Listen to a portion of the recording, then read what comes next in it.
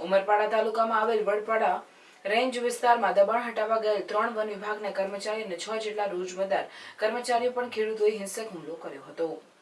વડપાડા range અને Sagbara range વિસ્તારોમાં કેટલાક ખેડૂતો અને વન વિભાગના કર્મચારીઓ વચ્ચે ઘર્ષણ થયું હતું। જોકે દબાણકર્તાઓ બેકાબુ બનતા ફોરેસ્ટ અધિકારી અને કર્મચારીઓ પર હિંસક હુમલો કર્યો હતો। તેમાં આરએફઓ ભોલાસિંહ વસાવાને લાકડી વડે હુમલો કરી છાતીમાં અને પાછળના ભાગે તીક્ષ્ણ ભાલાથી કાન પર હુમલો કર્યો હતો। અંબાલાલ વસાવાને માથાના ભાગે લાકડીનો ફટકો અને જમણા હાથની આંગળીમાં ફ્રેક્ચર થયું હતું। ઉષાબેન ચૌધરીને પણ શરીરે ઈજાઓ થતાં સરદાર સ્મારક હોસ્પિટલ ખાતે લઈ જવામાં આવ્યા હતા। આ ઘટનાની જાણ થતાં ડીવાયએસપી બીકે વનાર સહિતનો કાફલો ઘટનાસ્થળે પહોંચી તપાસ હાથ ધરી છે।